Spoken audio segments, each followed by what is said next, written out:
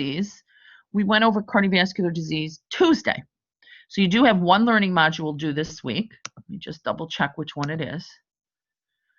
The learning module on cardiovascular disease is 13. So you have a quiz and a discussion in 13. I do have one short video, and I know you're probably video burnt out from that 20-minute one, but it's only a minute. So I'm going to show you this video, which kind of summarizes atherosclerosis, and then we'll talk a little bit about preventing atherosclerosis and hypertension.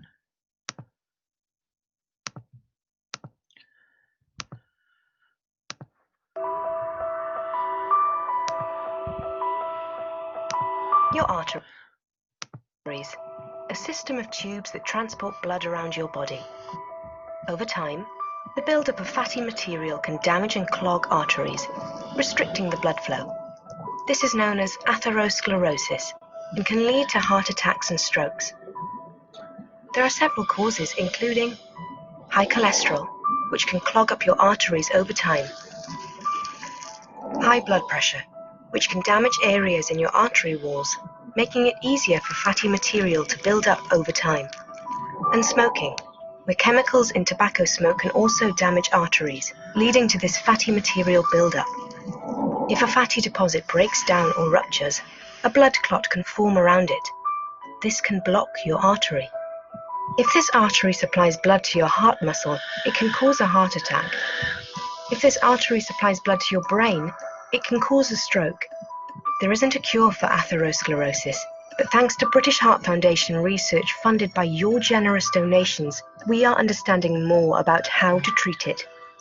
The good news is that you can do something to slow down its progress, and the earlier you start, the better.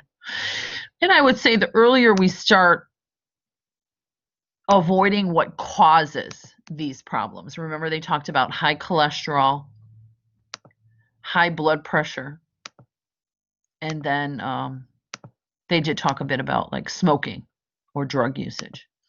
So I want to focus a little bit here on high blood pressure, because from what our stats are telling me, about 1/3 of Americans have that. So 33% of the population, we probably know someone that has it in our family. And if we could get some information to tell them to try to control their blood pressure, maybe we can prevent some of this damage. And here you see the blood pressure. It's how hard the vessel is hit by the blood, how much pressure the blood puts on the vessel wall. And here you can see some damage to that wall. And then what happens is any of that LDL and scar tissue that will surround that, the LDL becomes very easy to start forming a blood clot here, to start forming plaque here, I should say. So the LDL will easily form plaque on a damaged artery wall. And then when we damage the artery wall, that's when the scar tissue comes in. It compounds the problem. So we would have LDL plus the white blood cells, which is trying to get rid of the white blood cells is actually inflammation. You'd have the LDL, white blood cells, and scar tissue. Now, if the blood isn't flowing past this atherosclerosis well, the heart's going to increase the pressure to try to get it past more. So it's a vicious cycle. The more plaque forming, the higher the blood pressure may go. Here's a chart that talks about what normal blood pressure is. So normal would be less than 120 systolic and 80 diastolic. The 120 is on the top, right? And the 80 is on the bottom. 120 systolic is how hard the blood is hitting the vessel wall when the heart contracts. And then the diastolic is how hard the blood is hitting the vessel wall when the heart is in relaxation. So we want 120 and no more than 80 on the bottom.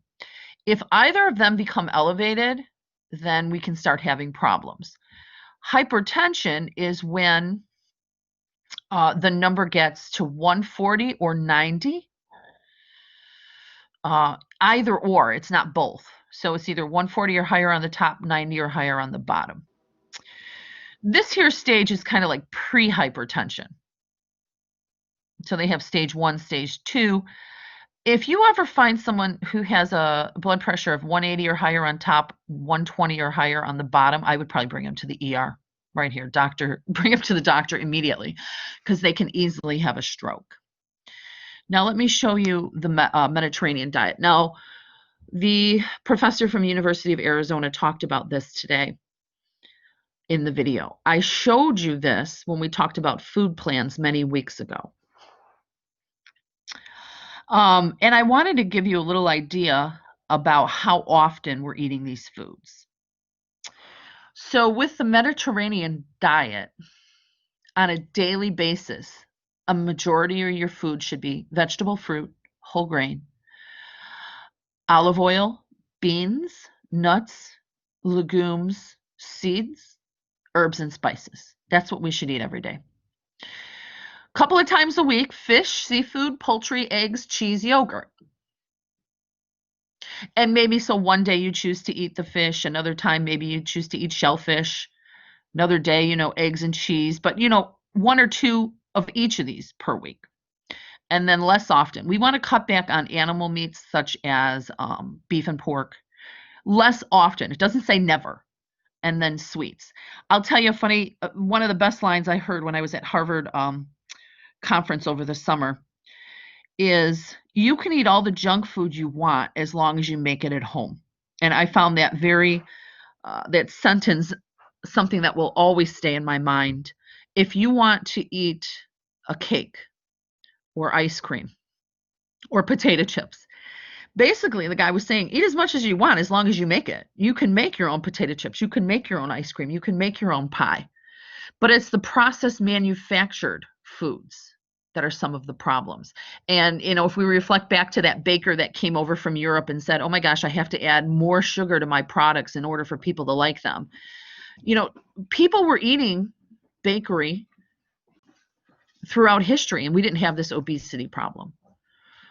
And that one chart was showing how people are eating more foods outside the home. More processed food, more restaurant food now than they were, even 50 years ago. All right, so it does talk about wine in moderation. We'll talk about alcohol later this semester, but moderation does mean no more than 1 a day for a woman and no more than 2 a day for a man. And water every day is your primary beverage. So nothing on here shows us juice, soda, energy drinks with calories in it. And then every day, I like the bottom part here, be physically active and then enjoy your meals with others.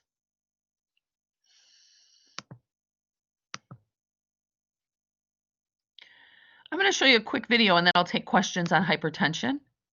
We'll probably be done unless you guys got questions. Blood pressure is the force the circulating blood exerts on the walls of blood vessels.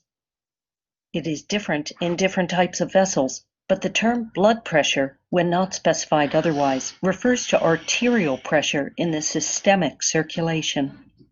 When the heart contracts and pumps blood into the aorta during systole, the aortic pressure rises, and so does the systemic arterial pressure. The maximum pressure following an ejection is called the systolic pressure. In between heartbeats, when the ventricles refill, blood pressure falls to its lowest value called the diastolic pressure. These are the two numbers on a blood pressure reading. Blood pressure normally shows a daily pattern and is usually lower at night. During daytime, it fluctuates with physical activities and emotional states. Hypertension refers to a persistent high blood pressure. In the US, high blood pressure used to be defined as greater than 140/90, but recent guidelines have changed these values to 130/80 to better prevent and treat the condition. Normal blood pressure is below 120/80.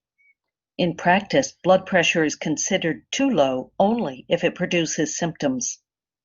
Hypertension does not cause symptoms on its own, but it slowly damages blood vessels, and in the long term is a major risk factor for a variety of cardiovascular diseases such as stroke, aneurysm, and heart attack. as well as end organ damage such as renal failure or vision loss. For this reason, hypertension is known as the silent killer. Hypertension can be classified as primary or secondary, with the former being responsible for over 90% of cases. Primary hypertension has no apparent cause and may develop as a result of old age, obesity, high salt diet, lack of exercise, smoking, and drinking. Most commonly, the blood vessels are hardened with age or unhealthy diets, making it harder for blood to flow. Secondary hypertension, on the other hand, is caused by an underlying condition. Many conditions and factors can cause hypertension. Most notable are kidney problems and endocrine disturbances. Regardless of the cause, the increase in blood pressure is produced by either an increase in vascular resistance, narrower or stiffer blood vessels, or an increase in cardiac output, larger volume of blood pumped out by the heart. These two factors are the targets of antihypertensive drugs.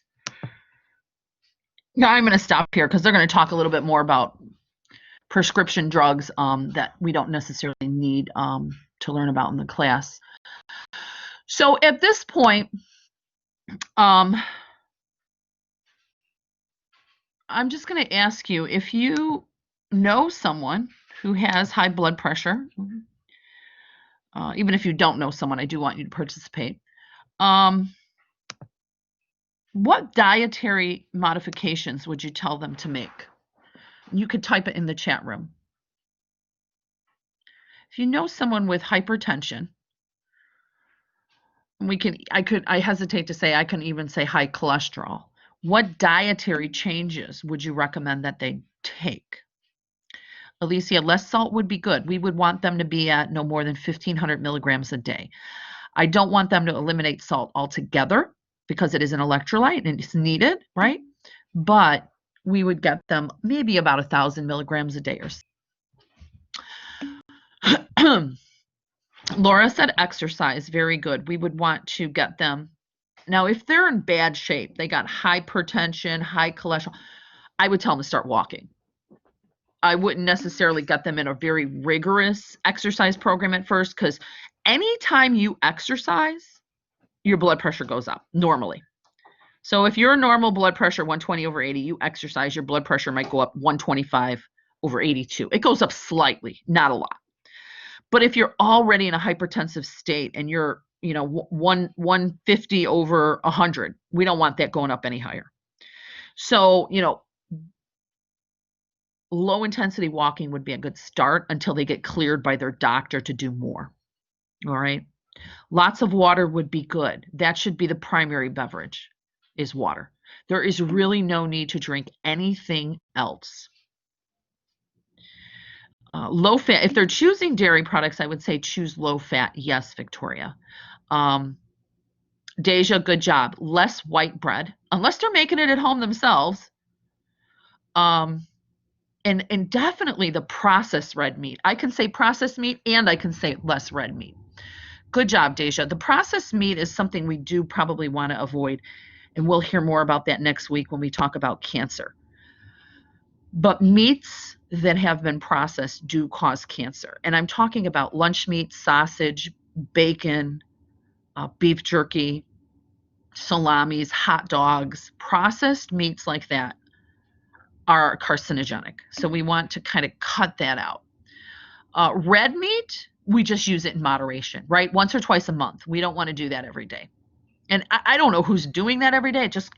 It does cost a lot of money to buy that red meat, the beef and porks. Add in omega-3s and more omega-3s. And I would say less 6s. We tend to have a lot more 6s than the 3s. Remember, omega-6s is coming from vegetable oils, eggs, and meats.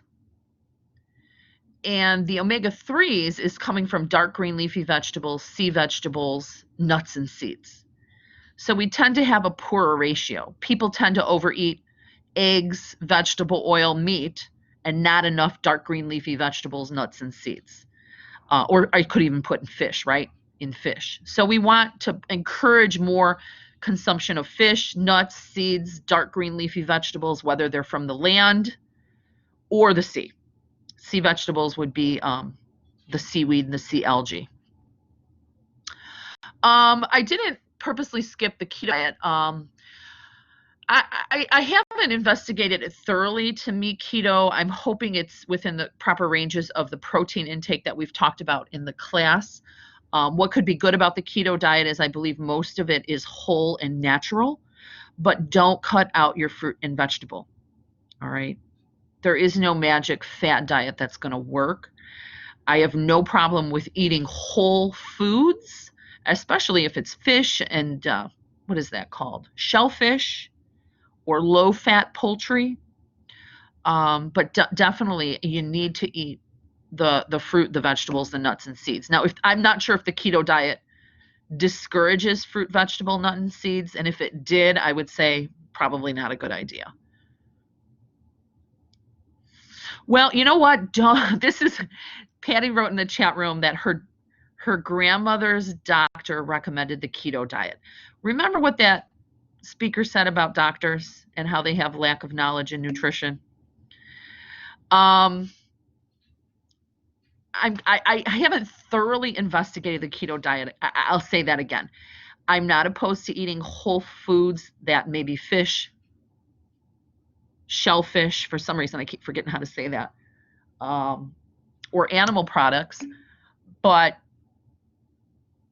don't avoid fruit, vegetable, nuts, and seeds. I had a friend of mine one time, his doctor told him avoid fruit and vegetables, avoid all carbohydrates, he told the guy, which we know fruit and vegetables are high in carbohydrate. He went into a massive depression because he had no carbohydrates in the body.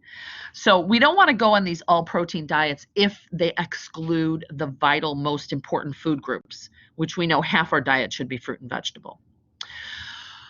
Okay. Any other comments in the chat room about how we would recommend changes? We talked about low sodium. We talked about maybe cutting back on the alcohol. I have one image I'm going to share with you, and then I'm going to go over your homework. I added a couple new things in the learning module. This is the blood pressure categories chart that I showed you earlier, but under that it says aim to eat a diet high in fruit, vegetable, whole grain, low-fat dairy, poultry, fish, nuts, legumes, and non-tropical vegetable oil, and limit saturated trans fat, sodium, red meat, sweets, and sweetened beverages, especially if you didn't make the sweets. There is this is about a 20-page document. I'm not mandating you read it, but if you know someone with blood pressure in your family, you may want to have them glance over this document from the National Institute of Health. This video talks about the DASH diet, which is very similar to Mediterranean. The DASH diet against hypertension, high in fruit and vegetable, low in salt. That is the key of DASH diet. Low salt, high fruit and vegetable. Okay, so there's one quiz, one discussion in that learning module. I'm going to show you one more thing before we go. These are the dates that you've signed up. Take 1 minute to read through this. If your name is not on here, it is because you did not give me your name or you did not attend class on Tuesday. If your name is on here and you were in class right when that video started today, you can go. If you were not in class before I started the video, then I need to take you down for attendance. And I'm going to leave this chart up here for 1 more minute, and then I'm going to take it down so I can check attendance. If your name is not up here, I will need to know your date. Raise your hand if I need to get you for attendance. And I will call your name. You can go. Amelia, David, I had you. Victoria, I have you. Hold on. Patty, I have you. Mata, I have you. Joe Sean, I have you.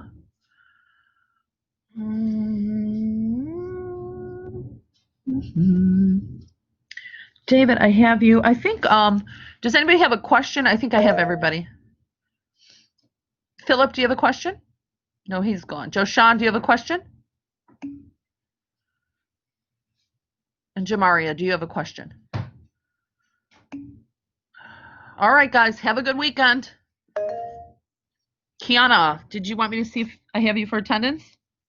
Or do you have No, I actually wanted to see what days that we can do for the presentation because I can't see the screen, unfortunately. Could you go December 1st? Okay, so December 1st? Yeah, because you know what? The other days are pretty filled up, and I don't want to run out of time. So if you could do your presentation December 1st, that would be really helpful. Okay, yeah, that's fine. Thank you. I will put you down then for Okay, that thank date. you. Bye-bye. Have a good weekend. You too, thank you. Okay.